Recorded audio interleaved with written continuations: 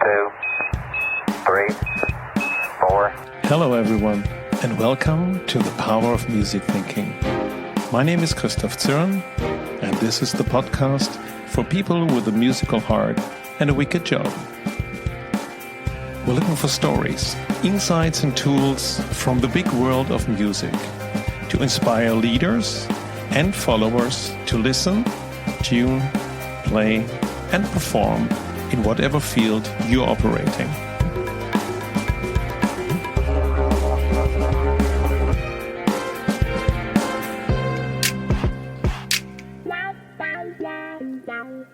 How does self-observation make you a better performer?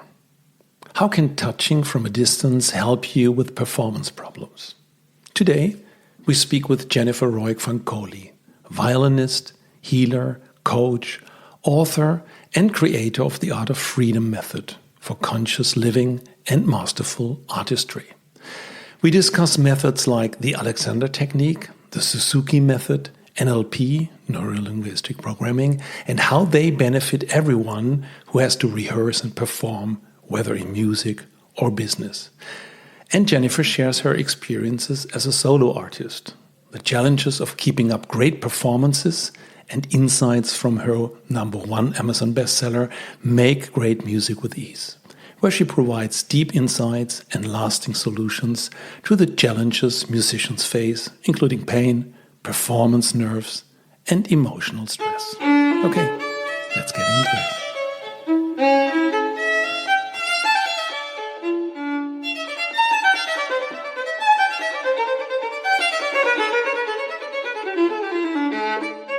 Welcome, Jennifer. Welcome to the Power of Music Thinking. Hello, Christoph. Thank you so much for having me here. Hey, where are you now at the moment? In the US, but in what place? Yes, I live in Cincinnati, Ohio, which is in the Midwest, and it's a pretty middle-of-the-road place in pretty much every way, but it's pleasant. I like it here.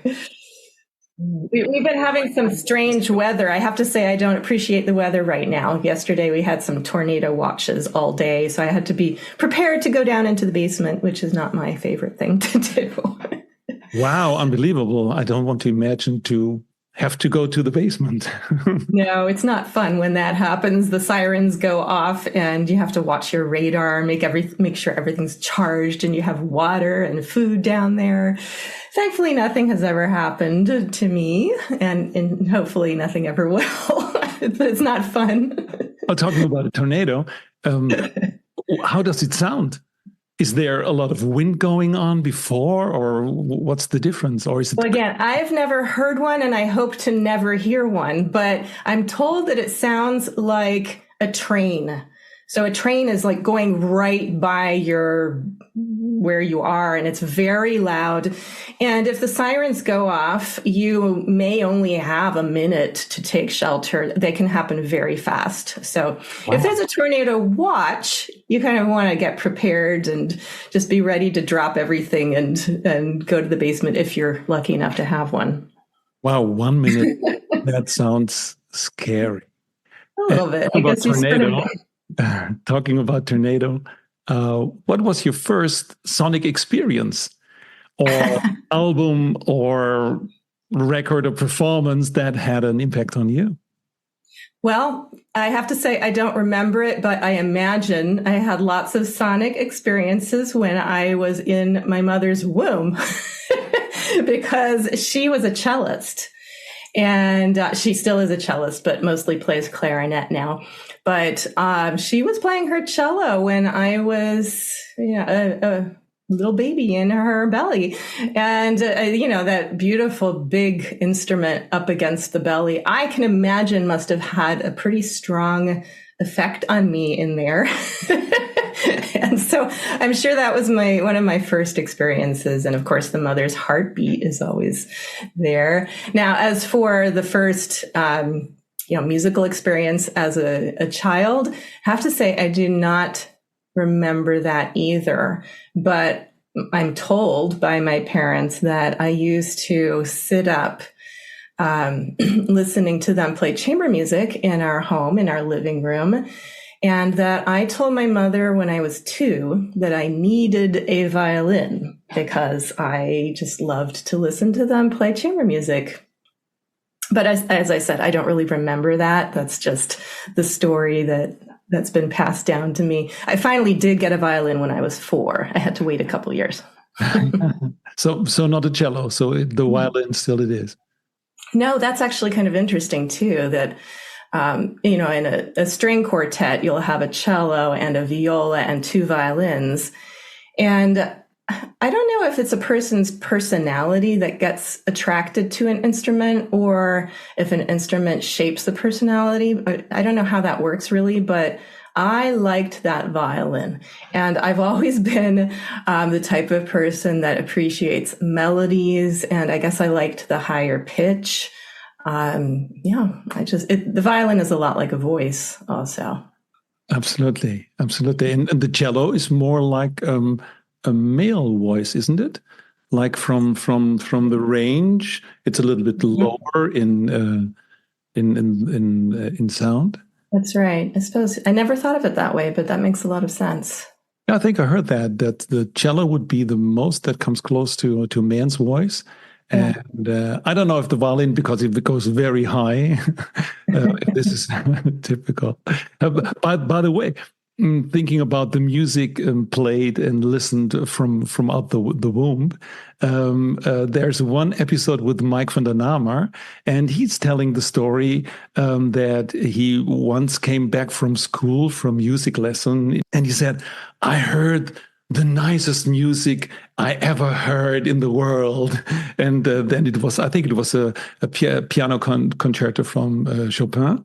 And then the mother smiled and said, that's what I heard when I was pregnant with you. Oh, really? That's amazing. So there must be a connection to But talking about a sonic experience, what do you think? What was the first time that your ears were, let's say, on, that you thought, hey, wow, that sounds nice? I don't remember. I really don't. Music has been so much a part of my life since, like I said, before I was born. And both of my parents were musicians. They're both retired now. But both of them were very active and still are very active in music. I came home from school every day and heard the cello. My mom was teaching Suzuki method at home. And I was often bored in school. So when I was finished with my work, which usually happened pretty quick, then I would daydream thinking about my violin pieces. I would be preparing for an upcoming violin lesson or a competition or some kind of performance. I had a lot going on as a child from a very early age. So music was just always there. And I can't remember a first experience at all.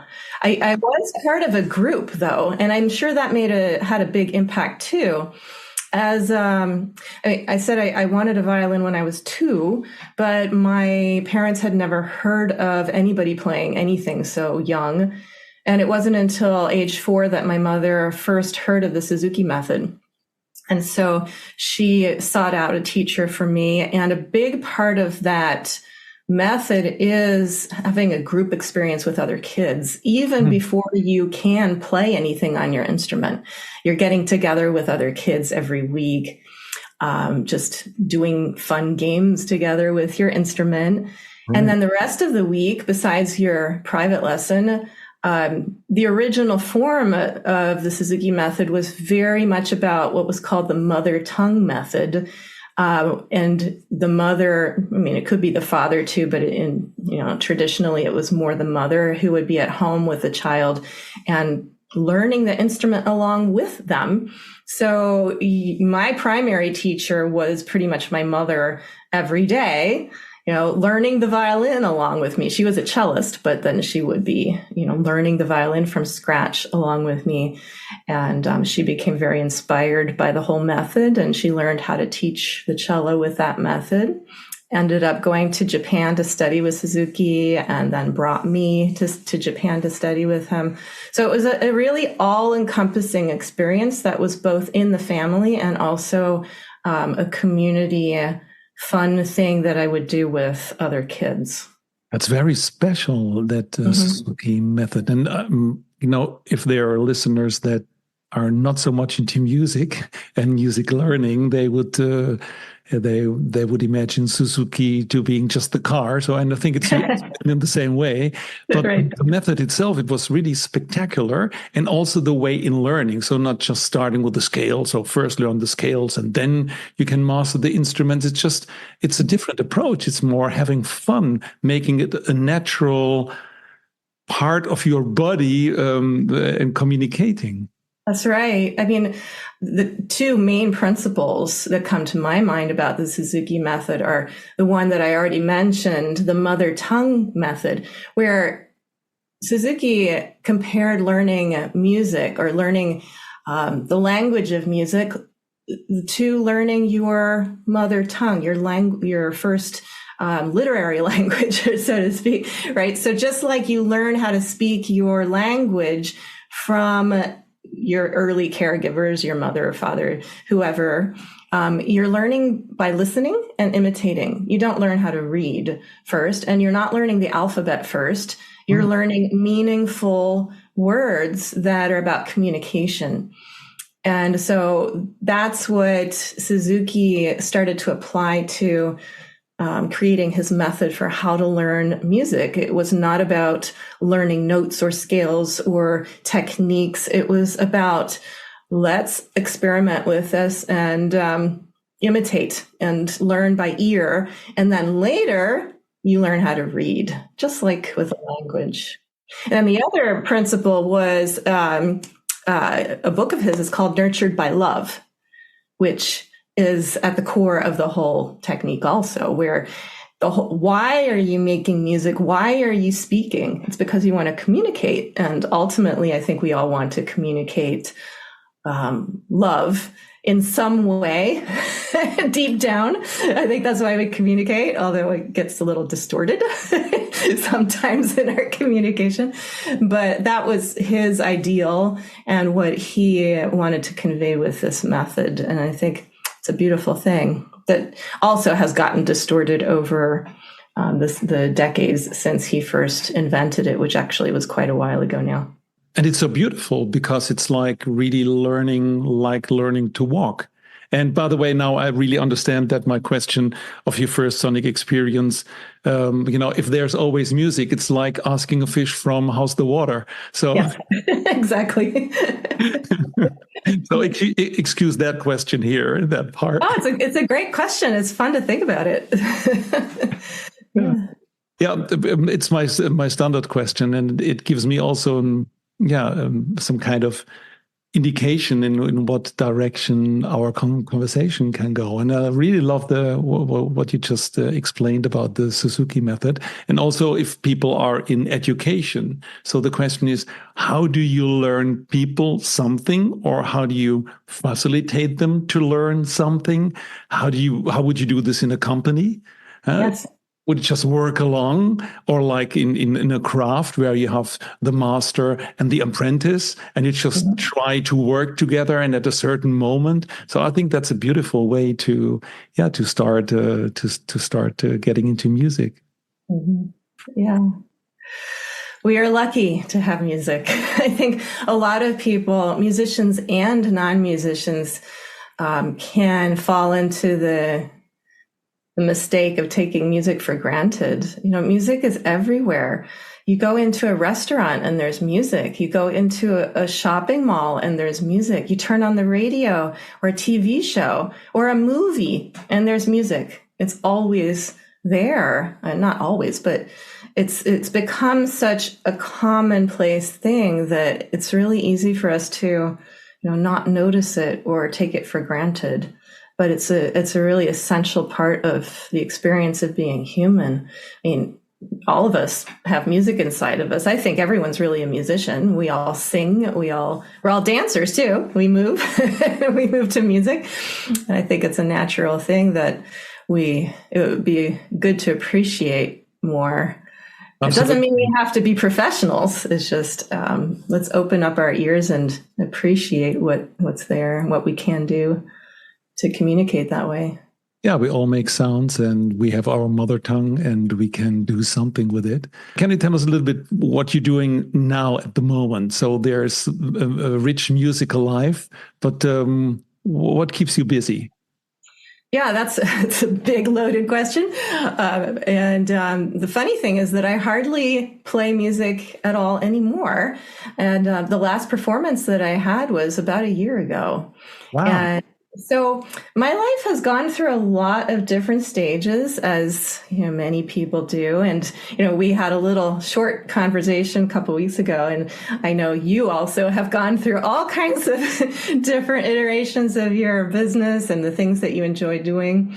And so, I started out as an obsessed musician, a violinist, single-mindedly pursuing a solo violin career.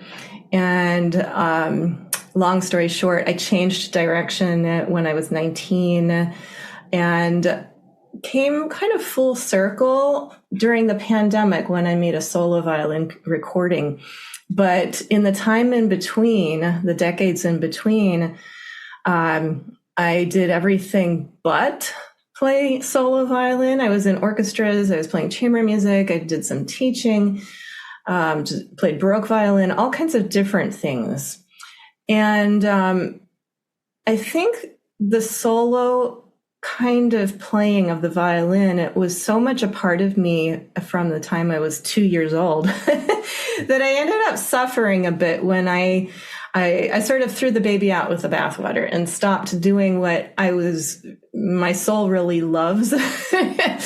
And so I started suffering without realizing why. I think I didn't have the creative outlet.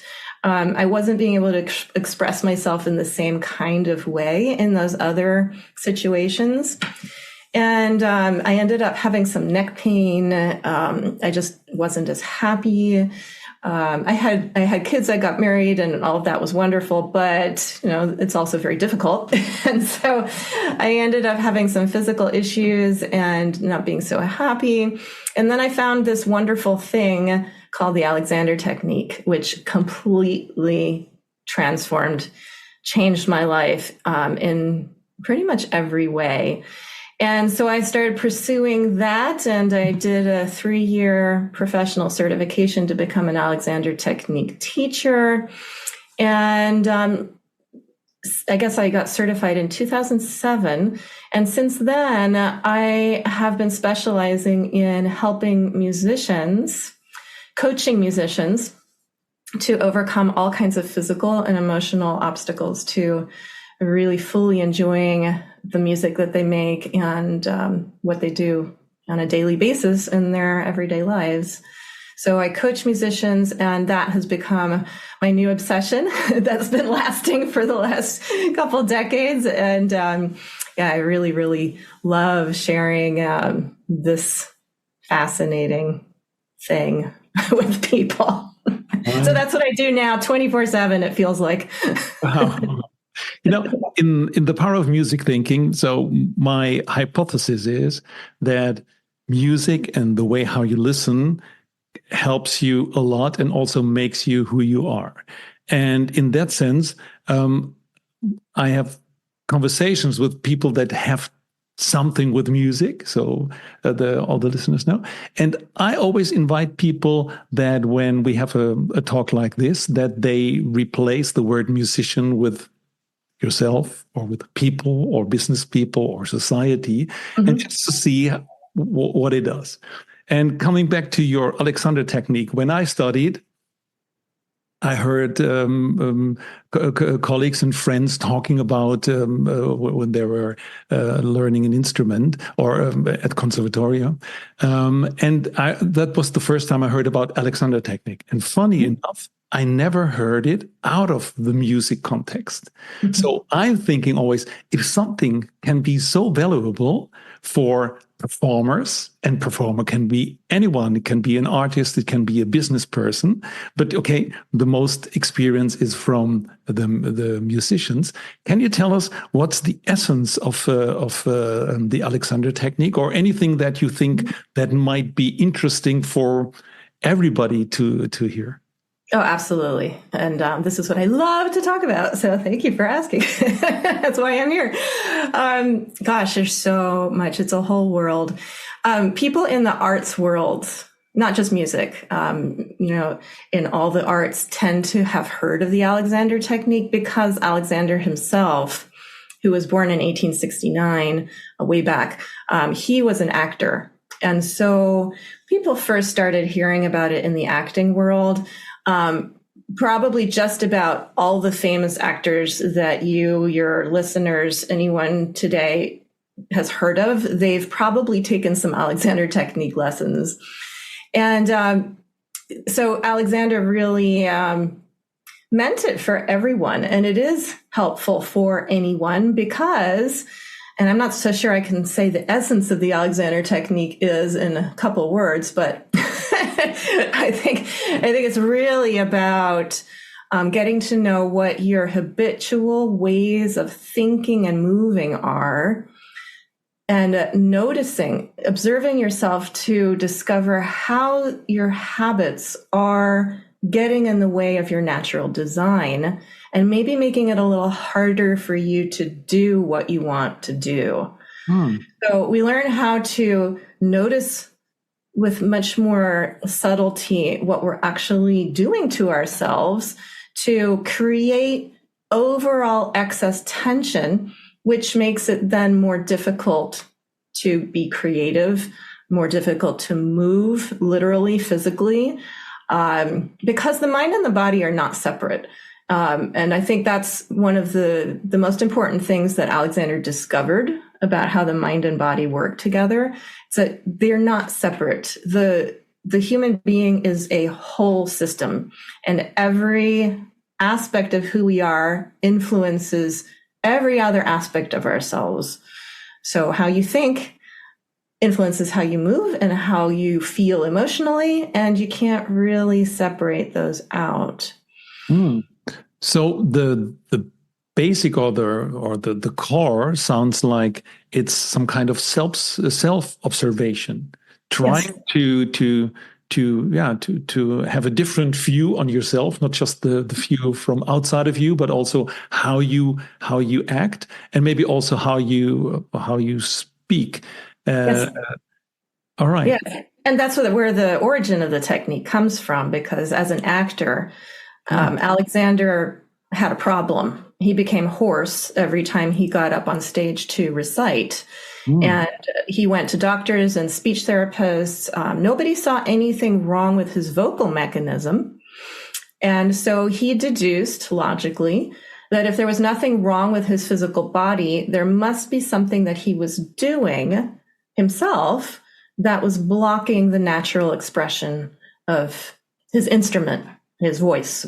And so he decided to figure out what nobody else could help him. So he really, really wanted to perform. He had a very strong desire. And I think that's a very important thing to notice, that he really wanted to be a successful actor. Otherwise, most people would have given up.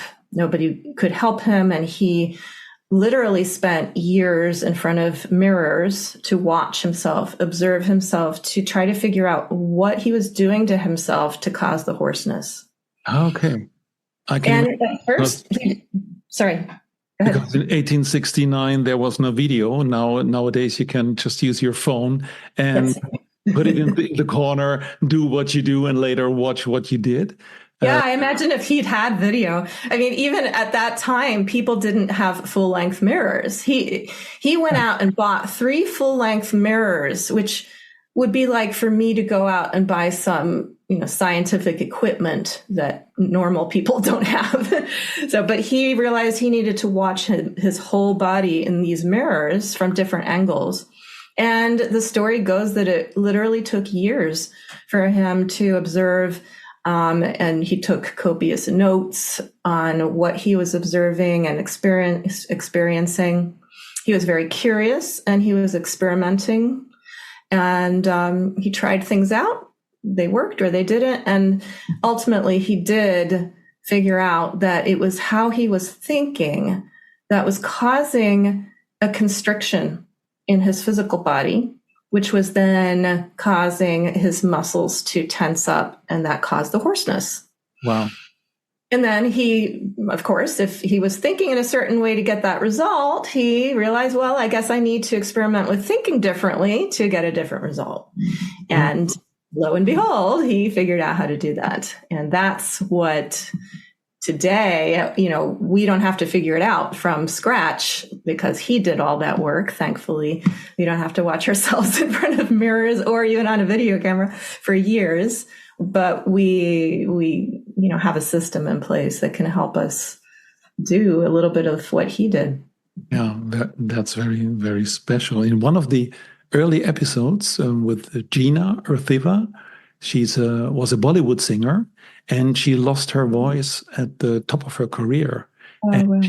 she talked in our conversation. She talked that this was for 1 year.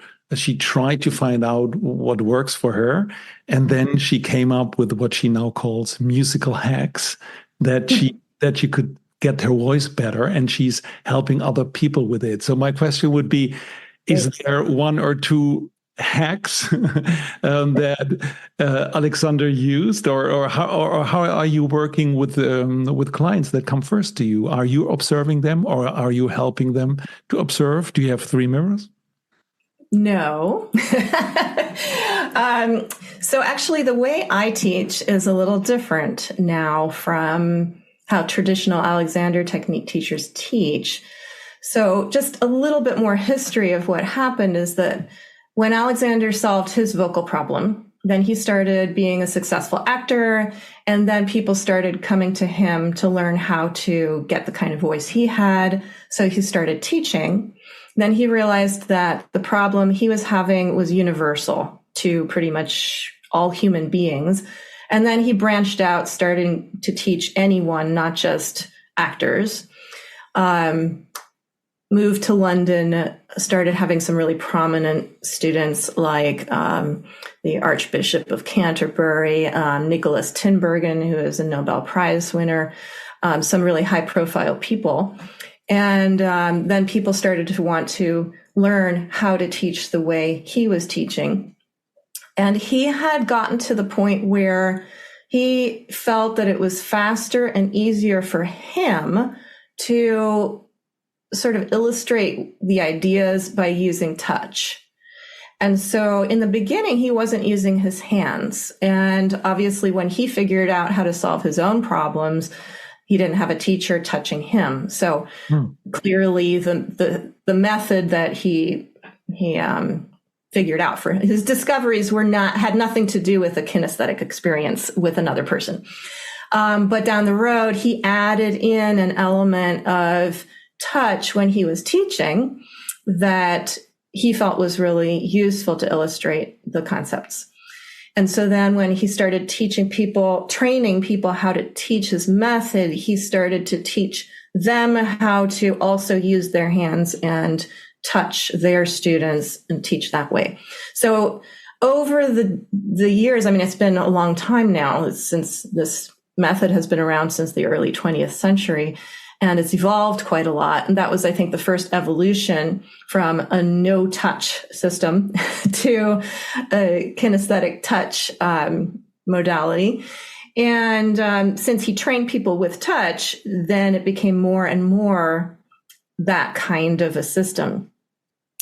Now, when I was teaching this at the University of Cincinnati College Conservatory of Music to musicians, it was an interesting situation that I was in, because the university would only allow me to teach my students for 1 semester, which was very short. And I felt that it wasn't being fair to my students to have them rely on my touch, because then after 1 semester, they wouldn't have me anymore.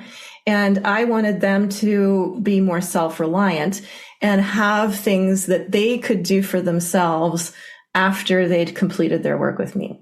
So I started experimenting more with the ideas. And, sort of back to the origins of what Alexander did for himself, and to figure out, well, can I help my students think differently to get different results for themselves, even if I'm not there in the room with them? And it was working, which was great. And then fast forward some years, and I met Mio Morales, who is now my partner, my boyfriend, and he is a master Alexander Technique teacher who's been involved in the Alexander Technique for more than 50 years and was a bit ahead of me with experimenting without using touch. And, and before the pandemic, there were literally a handful of people in the whole world who were Alexander Technique trained teachers not using touch. It was very rare. So we hit it off when we met at a conference in Ireland because there were so few people and it was so exciting to talk to somebody else who was experimenting with the same stuff. And, so he had already come up with this system that he keeps evolving, but it's called Primal Alexander. And it can be used with touch, but it's not really intended that way. How does it work? So how does it work? Great. This is the great thing. So I can teach anyone, and I work exclusively online now since 2018, way before the pandemic. So the way it works is I am usually, it's possible to do this just through the auditory feedback that you can get on the phone, but I don't normally do that. So I'm looking at someone, like right now we're on Zoom and I can see you and you can see me. So there's a lot of information that's transmitted through our visual and energetic senses, whatever that is. I know that you are not just pixels on a screen. I have the sense that you're a real person, across the ocean, and I can observe certain things about my student, when I'm looking at them, and I can hear details in the tone and the voice. So rather than the kinesthetic sense being my tool, it's more what I observe through the auditory and visual senses, and also just a sort of an energetic sense to pick up information. And then I can give feedback to my student in the form of questions and, ideas to help my student become more in touch with what they're doing and thinking on the inside, and then sort of guide the student with questions and into an exploration that is actually quite systematic. It's not maybe as free for all as I'm making it sound. A few weeks ago, I finished a training about NLP, Neurolinguistic Programming, Yes. and what you just described there, I see some equalities, and that's one question, and it's connected with another one. It's like when we talk about sound, we often talk about it's touching from a distance. So Yes. you don't touch people directly, you touch them with the music via the ears. Is this something that you're using? Well, yes. If you think about it, everything is vibration. Light is vibration, sound is vibration. We are made up of energy. And, there's all, I don't even remotely claim to know much about quantum physics, or quantum mechanics and all that, but I am curious about all that. And it makes a lot of sense that we are intimately connected, whether we see each other, hear each other, or, whatever senses we have, we are connected no matter where we are. I firmly believe that. That's my experience.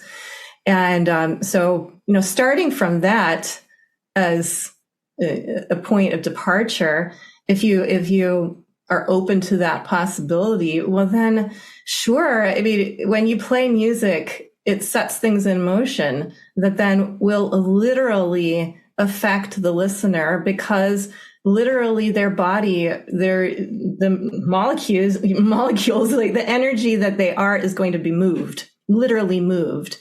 And when you talk about being moved by music, usually we think about the emotions being moved.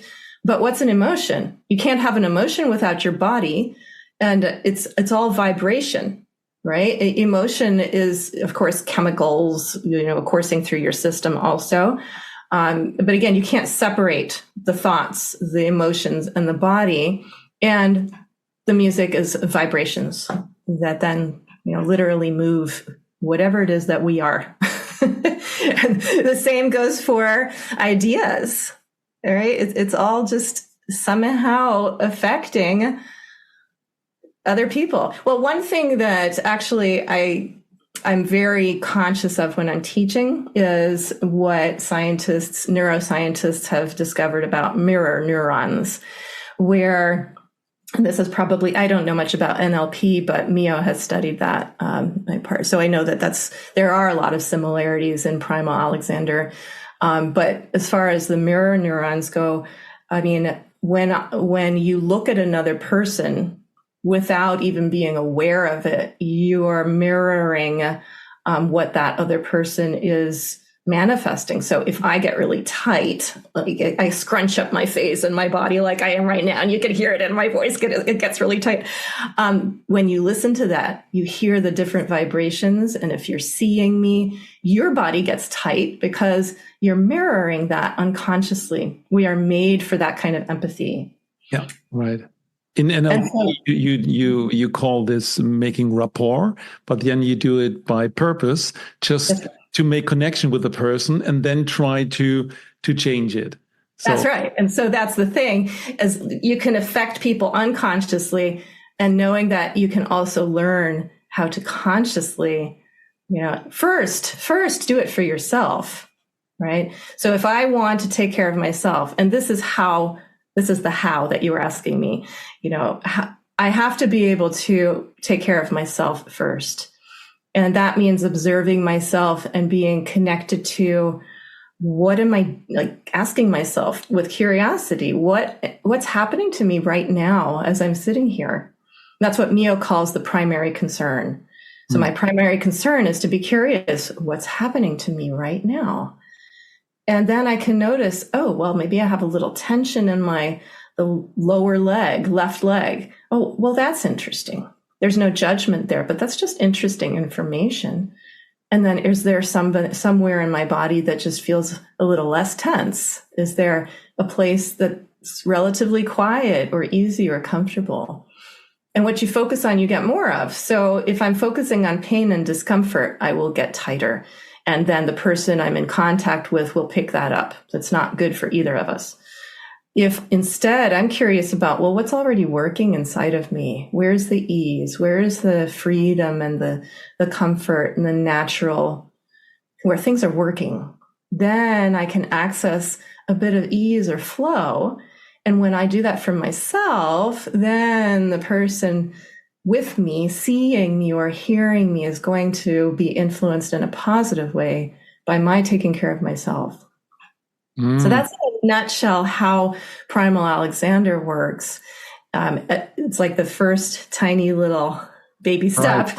But that's the nutshell. And then I teach my students or my coaching clients how to recognize the very subtle things that's happening inside of themselves from moment to moment, to have more conscious, these are Alexander's words, more constructive, conscious control over themselves.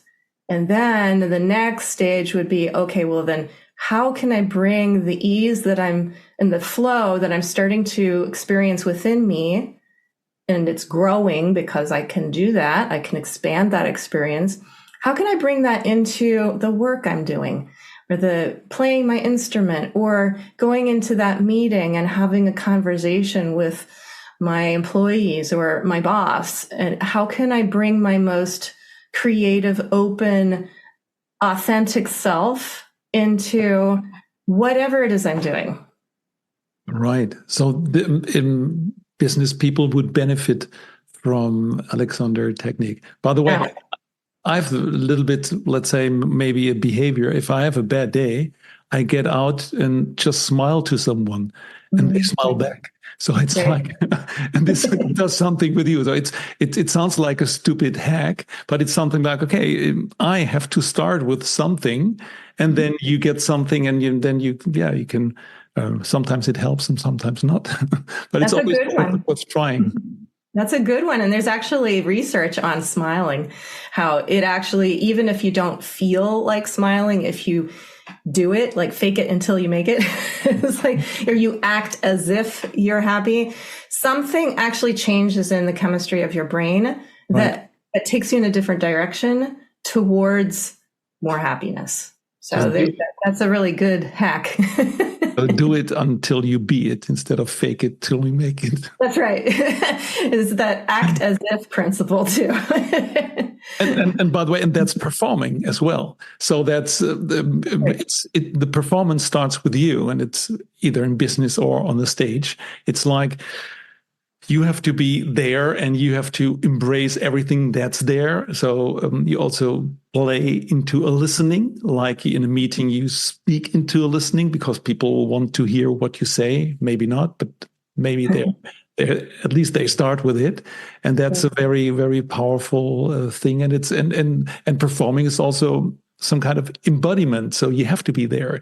You can't sit small on your and with your head hanging down and talk a pep talk, so to really motivate everyone. So you have to be there, and you not naturally have to fake it, but you have to be aware what it does to other people. Yes. Oh, absolutely. But I've actually created what I call the art of freedom method for conscious living and masterful artistry.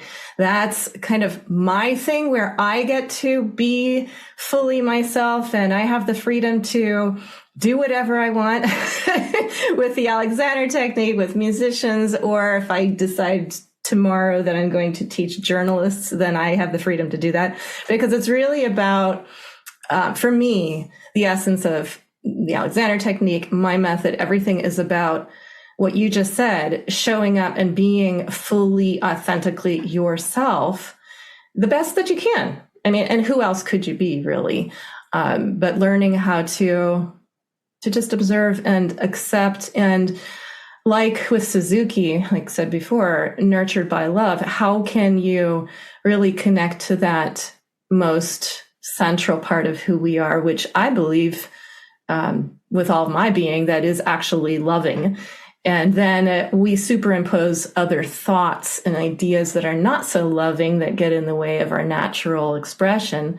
And that causes fear and anxiety, and that will cause the whole system to shut down a little bit. That's where we do the pulling down that you were talking about, where the posture is hunched over or tight, and we have performance anxiety. Lots of people come to me because they are physically in pain. They have neck pain, back pain, carpal tunnel, all those things, in addition to performance anxiety, lack of confidence. And it's musicians, but these are things that all human beings experience. If you're a CEO of a company, you've had to learn or are in the process of learning how to have that open, responsive, confident presence, like you just described.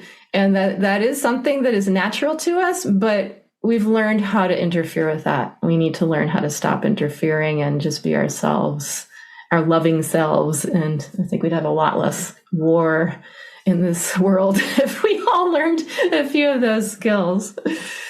Absolutely. And it also sounds like full circle. So we started with the Suzuki technique, and now we end at the art of freedom method. And there's the Alexander technique in between, and the touching from the distance.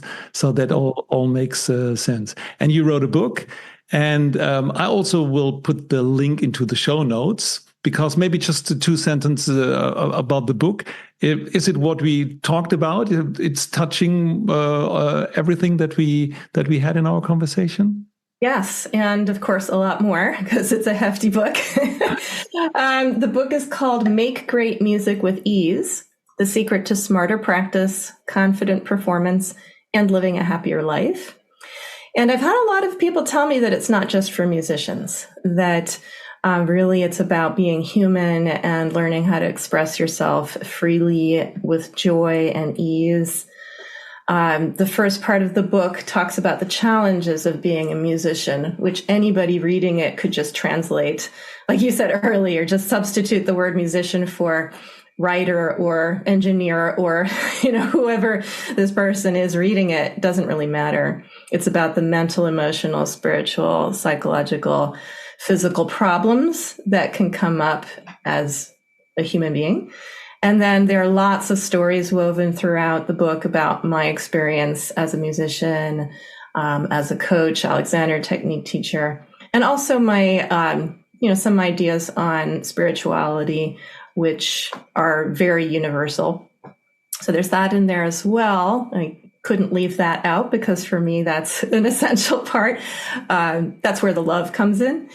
And then the third part of it in the book is the practical approach. And there are more tips and, like you said, hacks in there in the actual book, things that people can try out and practice. And the book actually comes with a video training that's free, which anybody could benefit from to learn.